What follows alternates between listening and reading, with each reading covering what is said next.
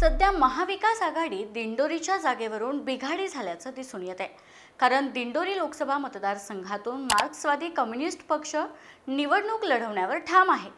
माकपचे J P. Gavit यांनी या मतदारसंघातून निवडणूक लढवण्याचा निर्णय घेतला, परंतु यामुळे महाविकास आघाडीची डोकेदुखी वाढली। शिवाय दिंडोरीत मवियाच्या फुटीवर शिक्कामोर्तब झाल्याचं स्पष्ट झालं। या मतदारसंघात महाविकास आघाडीसाठी माकप किती महत्त्वाचं होतं आणि आता माकपच्या या निर्णयाने काय फरक पडू शकतो, याच विषयी आपण या व्हिडिओतून सविस्तराने जाणून घेऊ। नमस्कार, मी प्रतीक्षा नावरे आणि तुम्ही पाहताय फॉर द पीपल न्यूज। व्हिडिओला सुरुवात करण्यापूर्वी आपण फॉर द पीपलला सबस्क्राइब, लाईक व फॉलो करा। पोस्ट ग्रॅज्युएट डिग्री कोर्सच्या माध्यमातून परिपूर्ण राजकीय नेतृत्व घडवणारं आणि प्राध्यापक राहुल कराड यांच्या संकल्पनेतून साकारलेलं भारतातील पहिलं institute MIT school of government presents जागर लोकशाहीचा। सुरुवातीला महाविकास आघाडी दिंडोरीची जागा माकपला सोडावी अशी मागणी माकपचे माजी आमदार जे.पी. गावित यांनी केली होती। मात्र ही जागा शरद पवारांच्या राष्ट्रवादीच्या वाट्याला आली। राष्ट्रवादी काँग्रेस शरदचंद्र पवार पक्षातून भास्कर भगरे यांना उमेदवारी देण्यात आली आहे। मात्र यामुळे गावित नाराज झाले। काही दिवसांपूर्वी त्यांनी दिंडोरीत जाहीर सभा घेत महाविकास आघाडीने दिंडोरीचा उमेदवार न बदलल्यास माकप स्वतंत्र लढणार असा इशाराही दिला होता।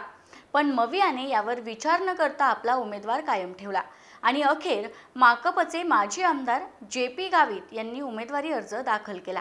त्यामुळे आता महाविकास आघाडीत बिघाडी झाल्याचं दिसून येत आहे। शिवाय दिंडोरीमध्ये मवियामधील फुटीवरही शिक्कामोर्तब झालंय।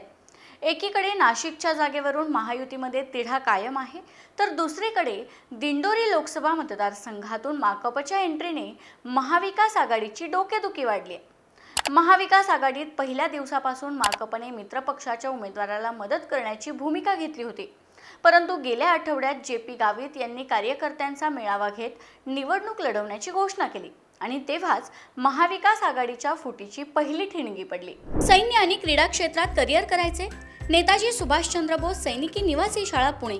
ॲडमिशनसाठी संपर्क 960 781 1662। दिंडोरीतला हा डॅमेज कंट्रोल रोखण्यासाठी राष्ट्रवादी काँग्रेस शरदचंद्र पवार पक्षाचे प्रदेशाध्यक्ष जयंत पाटील यांनी थेट दिंडोरी गाठत गावितांशी चर्चा देखील केली, परंतु त्यावर कोणताही तोडगा निघाला नाही। त्यावेळी विधानसभेच्या मदतीचा प्रस्ताव जयंत पाटील यांनी गावितांसमोर ठेवला होता, पण आमचा पक्ष एकदा घेतलेला निर्णय पुन्हा मागे घेत नाही असं सांगत त्यांनी हा प्रस्ताव धुडकावून लावला होता। आता माकपच्या निवडणुकीतील एंट्रीमुळे काय फरक पडेल हेही पाहूयात, पण त्यासाठी आधी आपल्याला मागच्या 2 निवडणुकांचा आढावा घ्यावा लागेल। 2014च्या लोकसभा निवडणुकीत या मतदारसंघातून भाजपचे हरिश्चंद्र चव्हाण हे विजयी झाले होते। त्यांना 5,42,784 मतं मिळाली होती, तर त्यांच्या विरोधात उभा असलेल्या राष्ट्रवादीच्या भारती पवार यांना 2,95,165 मतं मिळाली होती। या लढतीत तिसऱ्या स्थानी असलेले माकपचे उमेदवार हेमंत वाघेरे यांना 72,599 मतं मिळाली होती। 2,47,619 मतांच्या फरकाने चव्हाण यांनी बाजी मारली होती। 2019च्या लोकसभा निवडणुकीत राष्ट्रवादीतून भाजपमध्ये प्रवेश केलेल्या भारती पवार या 1,98,779 मतांनी जिंकून आल्या होत्या। त्यांना या निवडणुकीत 5,67,470 मतं मिळाली, तर त्यांचे प्रतिस्पर्धी म्हणून उभा असलेले धनराज महाले यांना 3,68,691 मतं मिळाली होती। इथंही माकप तिसऱ्या स्थानावरच राहिला। माकपचे उमेदवार जीवा पांडू गावित यांना 1,09,570 मतं मिळाली होती।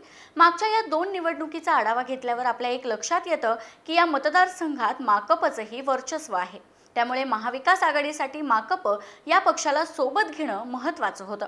आता महाविकास आघाडी आणि माकप हे स्वतंत्र निवडणूक लढवत आहेत, त्यामुळे याचा थेट फटका हा मवियाच्या उमेदवाराला होण्याची शक्यता ही अधिक आहे।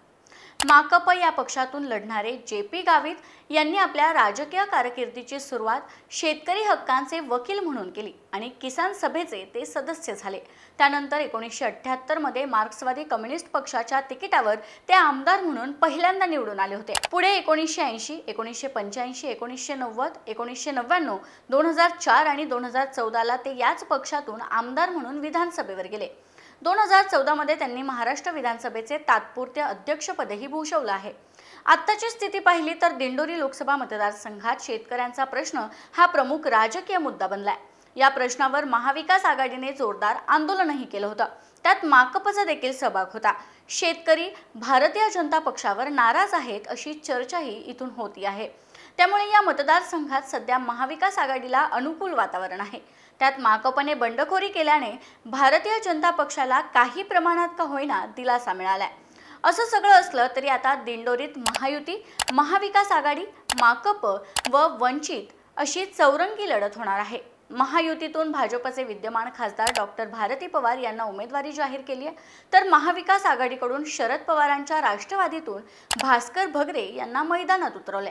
माकपकडून जेपी गावित हे उमेदवार असतील, तर वंचित बहुजन आघाडीकडून मालती थविल यांना उमेदवारी देण्यात आली आहे। आता या चौरंगी लढतीत फायदा कुणाला आणि तोटा कुणाला होईल हे पाहणं महत्त्वाचं ठरणार आहे।